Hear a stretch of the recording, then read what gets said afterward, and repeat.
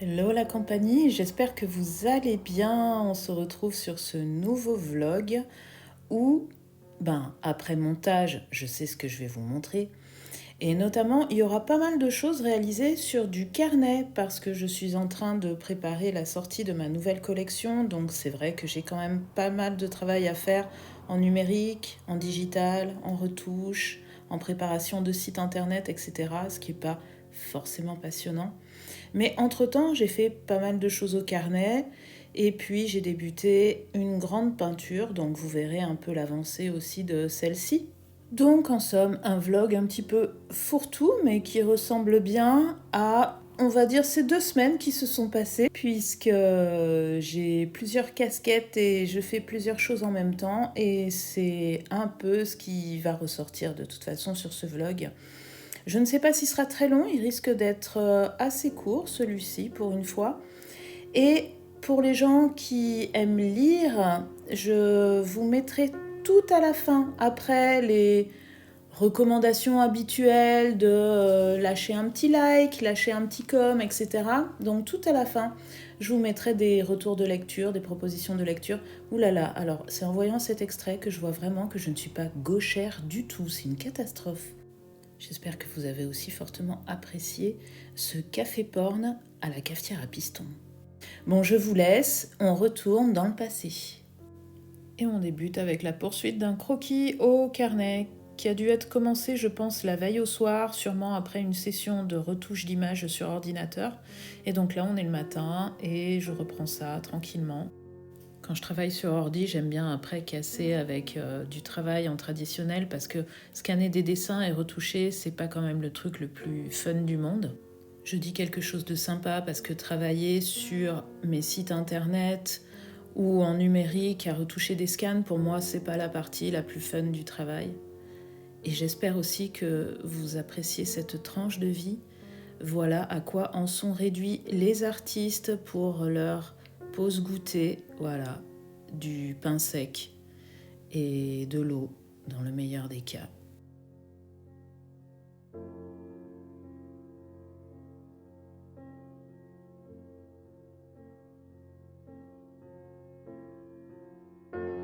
Alors là, je vais juste vous expliquer quelque chose. Donc, comme vous l'avez vu, je suis en train de m'amuser un dimanche matin avec mes feutres à alcool. J'attends que des gens viennent chez moi pour manger. Il faudra d'ailleurs que j'aille me préparer, mais bon, ça j'ai le temps. Et je voulais vous parler de comment on choisissait ses couleurs au feutre à alcool quand on voulait faire des dégradés. Normalement, on part sur 3 teintes. On part sur 3 teintes pour faire des dégradés, pour pouvoir passer du plus foncé au moyen, au plus clair. Et on essaye donc de bien mélanger, toutes ces teintes. Moi, habituellement, je pars toujours du plus foncé au moyen, au plus clair avec les feutres à alcool quand je veux faire des dégradés. Je ne les utilise pas toujours pour faire des dégradés, hein. Par exemple, ça c'est pas du dégradé. Là, il y en a un peu, mais sinon, là, je les utilise vraiment en peinture. Mais là, notamment pour les habits, oui, je veux faire des dégradés. C'est un peu le problème. Donc, par exemple, j'ai le set de marqueurs OUU. On avait quand même la chance d'avoir quelques couleurs pastel que moi j'aime bien et qui sont vraiment très utiles pour faire des dégradés. Mais malgré tout, on voit qu'il manque certaines teintes. Par exemple, dans les verts. Si on veut partir donc de cette base foncée bronze green, donc il va falloir qu'on trouve une couleur, deux autres couleurs qui soient à peu près comme celle-ci, c'est-à-dire qui tirent vers le jaune. Le bronze green tire vers le jaune. Donc on a le yellow green qui est là. Et le problème, c'est que quand on cherche la troisième couleur, on l'a pas. Les autres verts tirent vers le bleu. Et quand on les associe, ça ne va pas du tout, c'est vraiment très très laid. Donc pour ce cas-là, la solution que j'ai trouvée, c'est que je suis partie sur un brick brown pour faire un mélange pour la couleur la plus foncée. Donc en foncé, j'avais un mélange des deux. Ensuite, couleur moyenne et couleur claire. Donc ça a donné le pull du chat. Là, je veux lui faire un pantalon, type pantalon de velours, marron, très classique, on est dans une ambiance campagne. Donc j'ai envie de partir sur ce Brick Brown, qui est un marron rouge. Donc là, il faut que je trouve 2 autres couleurs. Le terracotta va aller, c'est un marron qui est rouge plus clair. Par contre, arrivé à ce niveau-là, merci le chat, tu n'es pas transparent. Donc arrivé à ce niveau-là, pour la couleur la plus claire, on est embêté. On a le brow grey qui va pas du tout, qui est un marron qui est plutôt froid. Donc vous le voyez peut-être pas à l'écran de la caméra. Il tire un peu plus sur le rouge, mais en vérité, non, il est très froid, il tire sur le bleu-gris. Donc ça ne va pas du tout. On aurait éventuellement le pastel peach qui pourrait aller, mais vous voyez qu'il y a quand même une différence de ton qui est assez énorme, donc beaucoup trop. Donc ce que je vais faire, c'est que je vais partir sur le warm grey, qui est pas beaucoup plus foncé, qui est un gris chaud, mais que je vais essayer d'utiliser pour éclaircir certaines zones du terracotta et avoir quelque chose, un mix entre les deux pour la couleur la plus claire. Par contre, la possibilité, c'est qu'une fois que vous avez fait vos mélanges, notamment là pour le pull du chat, j'ai ensuite utilisé une couleur froide, mais pastel et transparente, qui est celle-ci, qui est le pâle blue violet, bon voilà, il s'appelle comme ça, c'est celui-ci, que j'ai passé en transparence, cette fois-ci, sur les zones qui étaient finalisées, pour donner plus de relief et faire ressentir que cette zone-là est dans l'ombre. Donc ça, il est possible, une fois qu'on a terminé, de prendre une couleur froide, très transparente, très pastel, pour ensuite éteindre les couleurs quand elles sont dans la zone froide. Voilà, c'était le petit point technique. Désolée si ça vous a saoulé.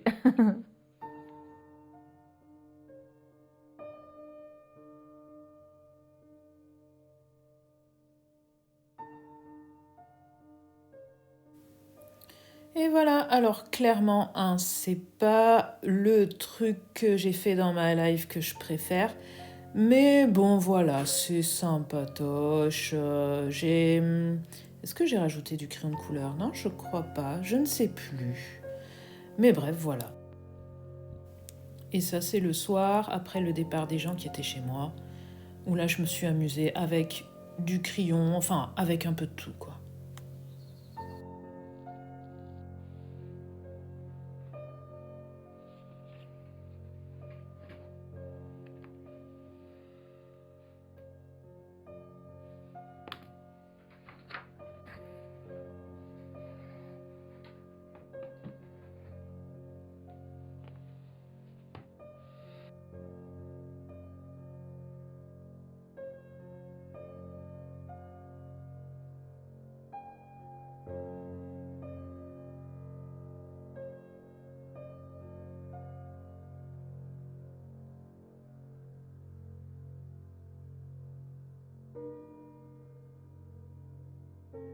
Salut tout le monde, je viens juste de terminer de retoucher tous mes scans des jardins fantastiques et je n'ai mis que l'après-midi. Il est 17h30 à peu près, mais c'est parce que très franchement j'ai pris mon temps.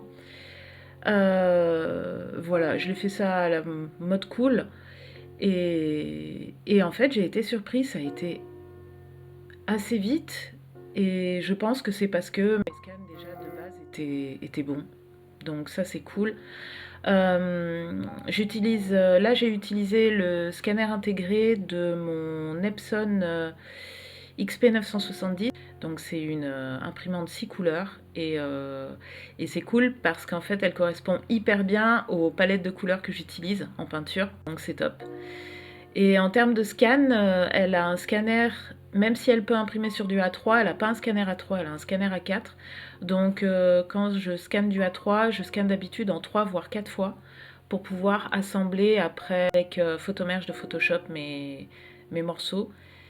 Et j'ai un écran aussi qui est calibré avec ça, donc avec la Datacolor Spider X Elite. Que j'ai acheté sur Amazon. Donc ça sert à calibrer son écran pour après avoir les couleurs les plus exactes possibles. Mais c'est vrai que ouais, je suis vraiment contente. Ça a été top. Hello les gens, on est mercredi soir. J'ai passé la journée chez une amie en fait à une cinquantaine de kilomètres de chez moi. Et en rentrant là, comme il est un peu tard, c'est la nuit, Pépère est dans sa vigie. Moi j'ai décidé de faire un petit dessin sur mon carnet de tout et n'importe quoi en fait. Et voilà, et c'était juste pour essayer, enfin travailler avec ces petites merveilles. Donc c'est des polychromos Faber-Castell. Je les utilise normalement pour l'atelier. Là, je les ai emmenés pour en profiter un peu aussi. Voilà, et puis pour les tester, donc ceux-là sont pas aquarellables. Beaucoup hein, connaissent les Faber-Castell polychromos. Donc je vous apprends à peu près rien. Ça coûte un bras, une jambe et un rein. Mais c'est vraiment des bons crayons de couleur. Je ne sais pas si je viens de vous le dire ou pas, mais en tout cas, ils ne sont pas aquarellables, hein, les polychromos. Mais je viens de tester une nouvelle technique dont j'avais entendu parler, c'est-à-dire en utilisant le blender de feutre à alcool. Donc ça, c'est un feutre à alcool. Donc c'est un feutre où dedans, au lieu de l'eau, il y a de l'alcool. Bon, ça c'est un blender OUU, donc c'est-à-dire que c'est une couleur neutre et ça permet de blender. Ça doit pas se dire blender. Sur les crayons de couleur qui ne sont pas aquarellables, d'avoir un rendu plus lisse. Alors bien évidemment, je vous fais ça sur une des couleurs qui marche peut-être le moins. Alors, je crois qu'il est sec. Il va falloir que je fasse des montages là. Donc ça permet de lisser la couleur. Oh punaise, on voit rien du tout sur ces couleurs là. Peut-être qu'on verra mieux là. Ouais, un peu. Un petit peu. Donc voilà, ça permet de lisser la couleur et d'avoir presque un effet aquarellable avec des crayons de couleur qui ne le sont pas. J'en ai passé sur cette espèce de poisson, j'en ai passé partout et ça permet vraiment de lisser vos couleurs sans vous fatiguer. Ça fonctionne vraiment bien. Il y a un rendu vraiment smooth. Et voilà, je voulais juste vous partager ce petit hack qui est déjà connu de ceux qui ont vraiment l'habitude de colorier avec les crayons de couleur. C'est un petit dessin qui est pas très beau, hein, c'est juste un truc pour se reposer. C'est un peu délirant. Voilà, la palourde qui lit le journal. Je sais pas comment elle fait parce que normalement elle a pas d'yeux là, mais l'espèce de petit verre avec la cigarette qui dépasse. Un petit oiseau qui va voir son pote poisson. Voilà, bref, c'est un bon hack. J'aurais dû filmer quand je le faisais sur la petite cabane du poisson, c'est là que ça se voyait le mieux, ou quand j'ai fait le poisson. Mais bien sûr, comme mon cerveau est un peu au ralenti, je me suis réveillée maintenant. Mais bref, croyez-moi sur parole, ça fonctionne très bien. Juste quand vous le faites, pensez à mettre quelque chose pour protéger dessous. Parce que les feutres à alcool, ça a tendance à traverser les feuilles. Et là, c'est un papier qui est vraiment pas génial. C'est un papier qui sert normalement juste pour faire du crayon. D'ailleurs, il a même tendance à se déchirer. Et bah, ça traverse pas tellement. Allez, on va continuer à faire mumuse.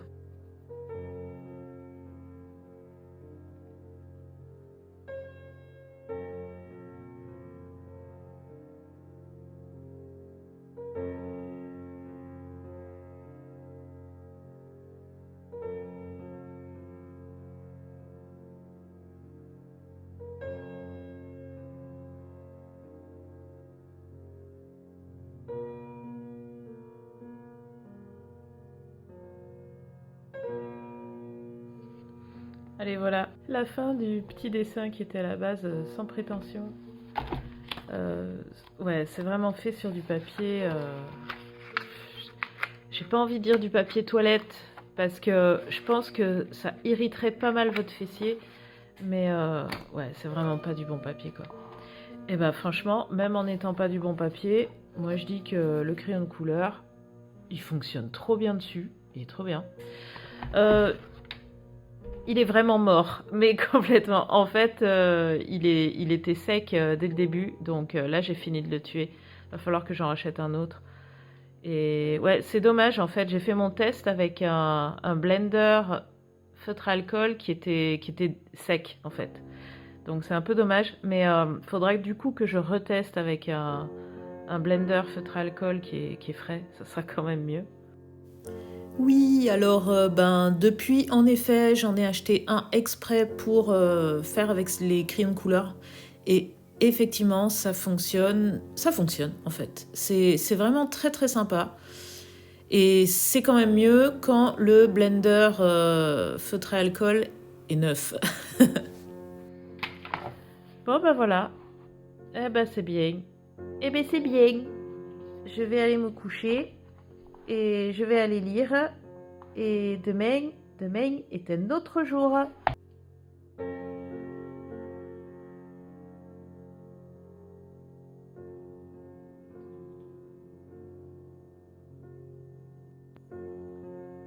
Salut tout le monde, on est le mardi soir pour être exact. J'avais des courses à faire dans un secteur en particulier et j'avais envie de base de pas acheter ça, mais d'aller récupérer chez Action des stylos brush pen aquarellables dont j'avais vu des critiques superbes, dithyrambiques sur YouTube comme quoi ils étaient formidables.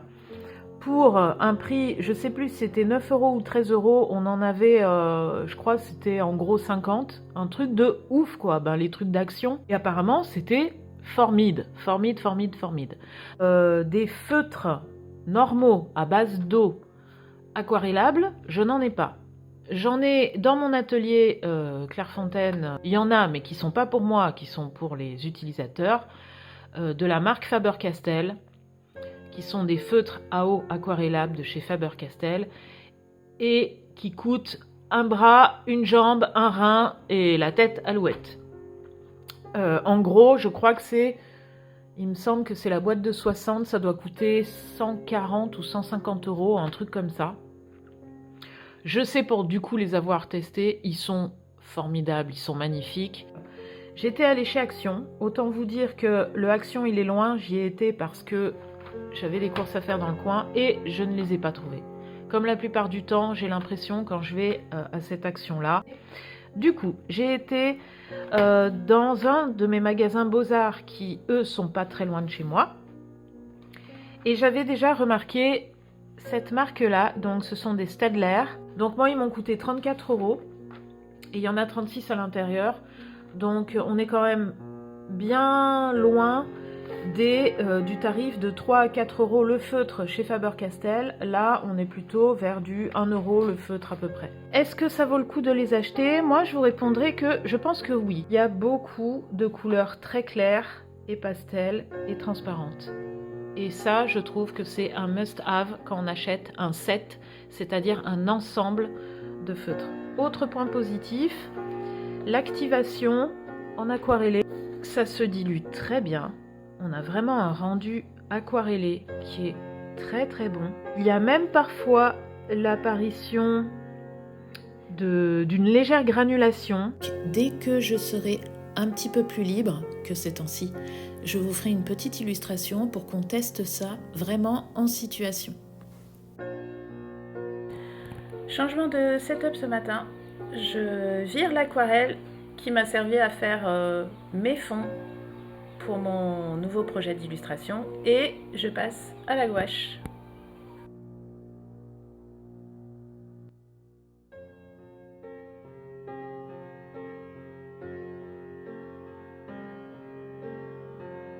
Je ne sais pas si je vous avais montré la beauté de cette boîte.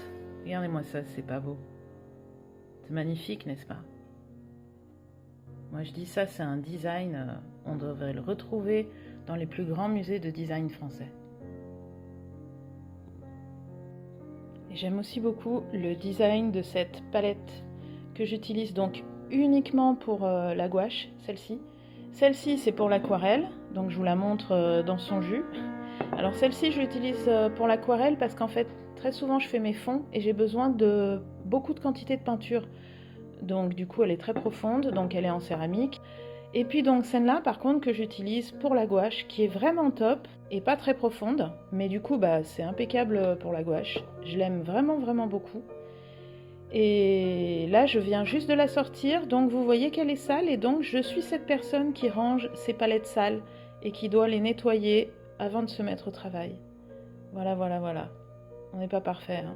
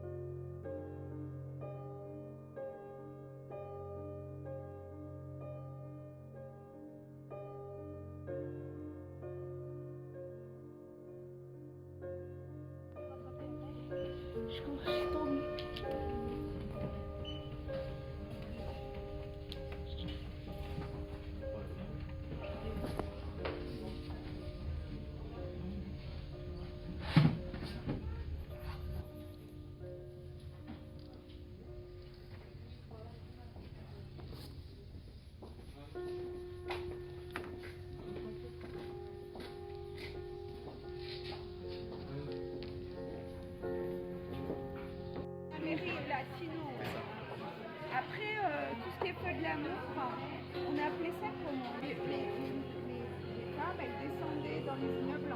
Tu l'as pas sur téléphone? Bien sûr. Marty, Johan. Oui. Mais en général. Ah, si, 22.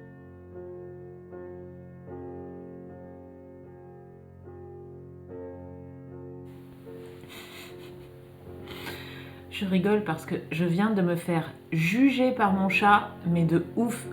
Je vous présente les petites lunettes que j'aime bien mettre en fait quand je suis fatiguée, quand j'ai les yeux fatigués.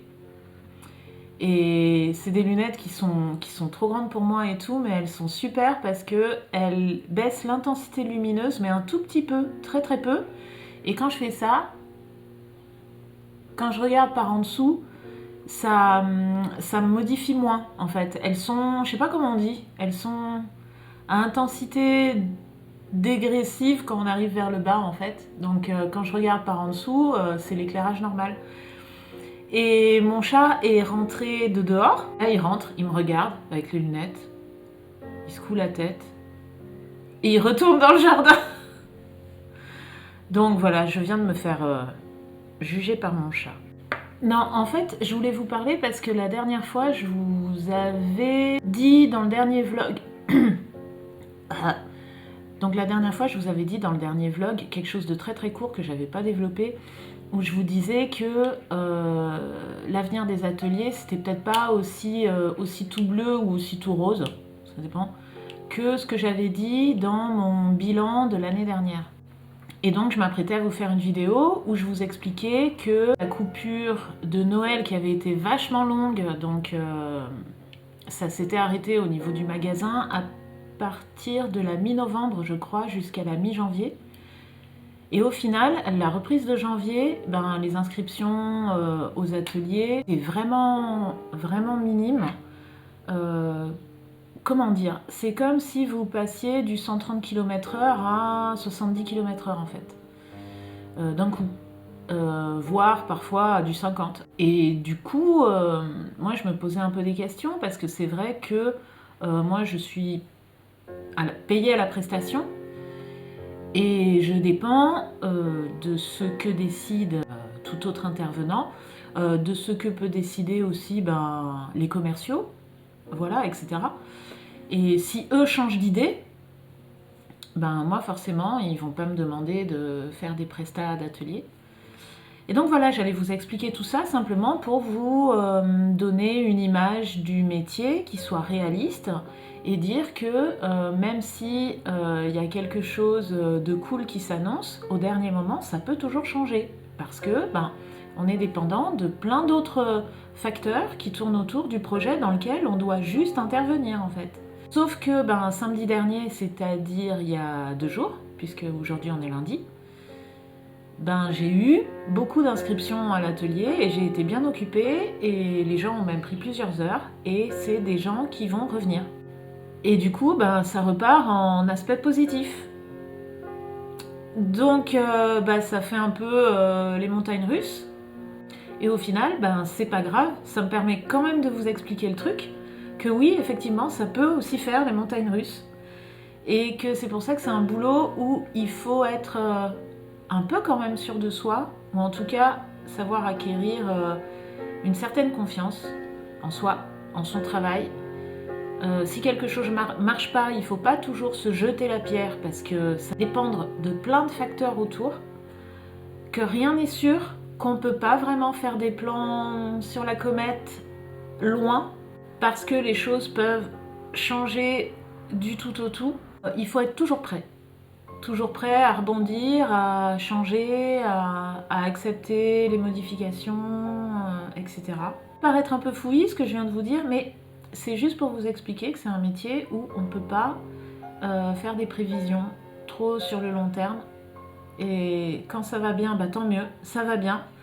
Mais il faut quand même être un peu prêt parce que ça peut se modifier n'importe quand.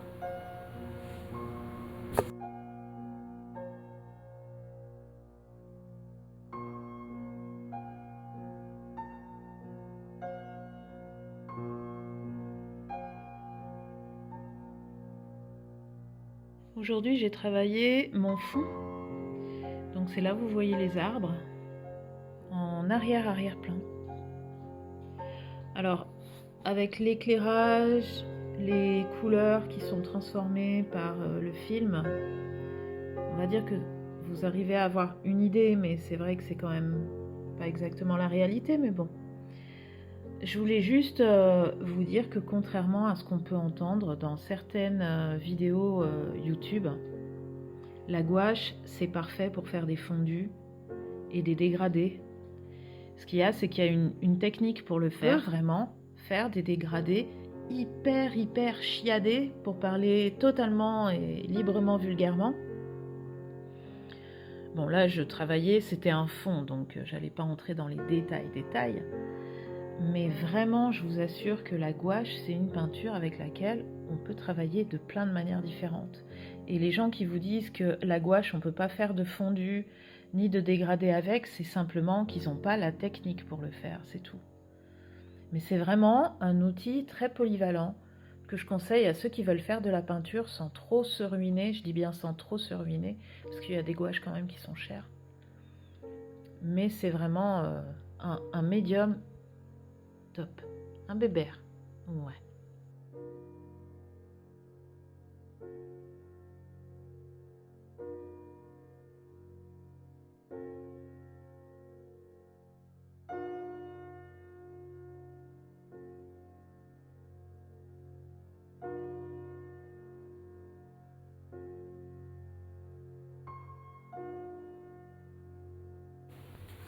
Bon, je pense qu'on va s'arrêter là. On a fini avec cette peinture qui n'est pas énormément avancée en fait, mais voilà, on va dire que j'ai quand même pas mal travaillé. Donc il y a toute la partie du haut qui est faite, les oreillers et un des persos. Normalement là, aujourd'hui, je suis pas censée toucher un pinceau ou un crayon, je vais avoir plutôt des choses informatique, etc. à faire et à gérer. En tout cas, je vous remercie d'être resté jusque là. Au prochain vlog, vous verrez l'avancée, la fin j'espère, mais peut-être pas. Mais en tout cas, l'avancée de celle-ci. Vous verrez aussi sûrement la mise en ligne de la nouvelle collection du printemps sur les jardins fantastiques. D'ailleurs, ça peut rentrer aussi dans les jardins fantastiques. Je verrai si je le proposerai, mais plus tard du coup, ou pas. Ou alors juste en peinture originale en vente, c'est possible. Je sais pas trop. sachant que les originaux aussi des jardins seront dispo. Donc sur le site. Sinon, que vous dire? Bah, le truc habituel, vous savez. Donc, je fais ça avec mon petit cœur, ma bienveillance, ma spontanéité. Est-ce que c'est toujours très pro? Non, certainement pas. Et ça peut pas l'être parce que je suis pas pro pour faire des films. Mais j'espère vous transmettre un petit peu ma passion du dessin, de la peinture. Parce que moi, c'est quand même à un niveau presque maladif. Et puis voilà, et puis peut-être l'envie aussi de vous y mettre un peu. Et puis juste parce que les choses vivent quand on les montre en fait, aussi. Et du coup, bah, si vous voulez m'encourager, l'idéal c'est que si vous ne me suivez pas, bah, vous pouvez vous abonner. Pour l'instant, je fais que des vlogs, ça m'est arrivé une ou deux fois de faire un dessine avec moi ou un truc comme ça. Mais j'aime bien plutôt intégrer des choses spécifiques dans des contenus vlogs. Au moins comme ça peut plaire un petit peu à tout le monde. Un like aussi, franchement ça mange pas de pain, ça prend pas de temps et ça fait vraiment du bien. Et puis un commentaire, c'est toujours top. Et si vous avez des questions d'ailleurs, faut pas hésiter, j'y réponds. Sans problème. Voilà, sinon retrouvez-moi sur les réseaux sociaux. Alors moi je vous conseille vraiment Instagram. Et puis sinon, retrouvez-moi sur marticruz.fr, site internet que j'essaye de mettre à jour petit à petit. Voilà, j'ai encore pas mal de trucs à faire, notamment au niveau du portfolio. Ça serait peut-être bien que j'essaye aussi de caser peut-être ça aujourd'hui, à voir.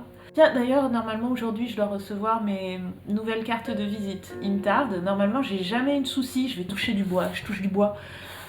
Je les ai commandées chez Mou, j'ai toujours commandé chez eux. Je vous dirai pas si c'est les mieux ou les moins bien. Donc marticruz.fr pour le site internet. Et puis si vous voulez me payer un petit café, et ben vous pouvez. Je vous mets le lien dans la description normalement. Alors c'est via PayPal. Même 2 euros. Alors il y en a qui ont donné. Je vous fais un énorme poutou. Vraiment. Et vous savez qu'avec ce que vous m'avez donné, donc non seulement j'ai pu me payer du café, et puis ça m'a financé aussi les cartes de visite que j'ai fait imprimer, vu que j'en fais pas des tonnes. Voilà, donc c'est top, je vous remercie, et c'est cool. Et avant de vous quitter, est-ce que j'ai parlé de tout? Oui, je crois. Et avant de vous quitter, je fais juste un petit point sur la Maison des Feuilles, que là vous voyez à l'envers parce que je suis à l'envers. La Maison des Feuilles de Daniel Evski. Je vous avais dit que je l'avais débuté, etc. Non, je crois que je vous avais même dit que je comptais l'acheter en fait.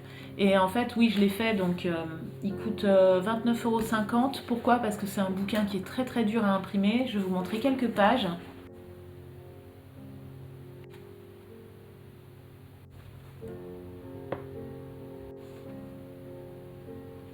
J'espère que vous avez pu voir un petit peu, mais c'est le genre de bouquin qui peut être un peu compliqué à lire et surtout à imprimer. C'est un casse-tête total.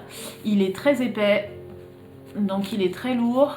Donc c'est un bouquin fantastique. En même temps, moi je dirais thriller psychologique. Je vous invite à faire une petite recherche sur La Maison des Feuilles, livre. Vous tomberez sur des trucs qui vous expliqueront ce que c'est. C'est extrêmement connu pour les gens qui s'intéressent au fantastique et on dit aussi à l'horreur, même si personnellement j'ai pas eu peur. Et c'est un livre que j'ai beaucoup apprécié, qui est fait pour les gens qui ont quand même un bon niveau de lecture, qui peuvent prendre des décisions aussi de lecture, c'est-à-dire que moi, passé, on va dire, le premier dixième du livre, j'ai pris la décision de lire la totalité du livre, une histoire, puis de reprendre tout le livre pour lire la deuxième histoire, et de reprendre à nouveau tout le livre une troisième fois pour éventuellement m'attarder sur les notes de bas de page, etc.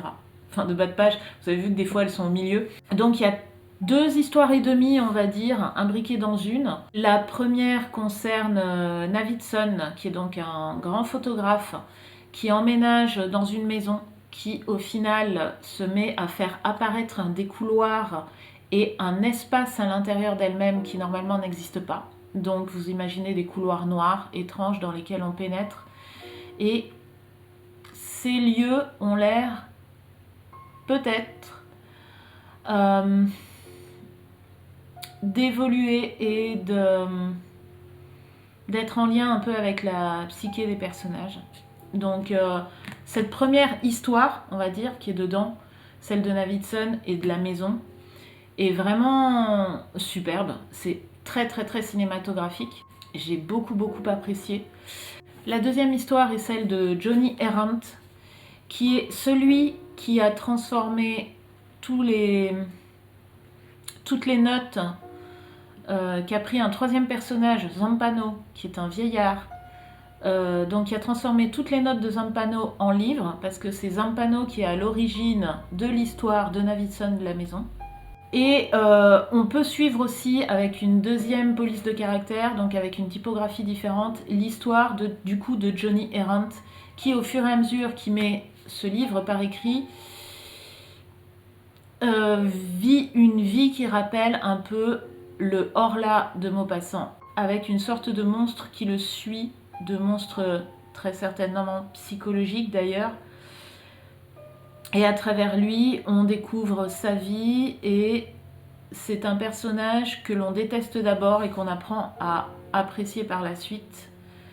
Parce que toute la première partie, il énumère ces histoires de jambes en l'air avec pas mal de bonnes femmes où il nous donne l'impression que c'est toutes ces femmes qui lui sautent dessus en gros. Donc au début, on se dit non mais c'est quoi cette histoire, c'est quoi ce gars ? Et en fait, petit à petit, on commence à le comprendre. Et le mensonge fait partie intégrante de ce livre. C'est-à-dire, qu'est-ce qu'il faut croire, qu'est-ce qu'il ne faut pas croire. Il y a plein de niveaux lecture. Donc voilà. C'est un bouquin, franchement, à avoir parce que c'est un livre qui a été créé comme étant une œuvre d'art. Une œuvre, en fait. Une œuvre, vraiment. Donc c'est un bouquin à avoir dans sa bibliothèque, au moins comme objet de curiosité. Mais il se trouve que moi, en plus, j'ai apprécié de le lire. Vraiment. Il y a des passages qui sont crus. Par contre, la lecture est simple.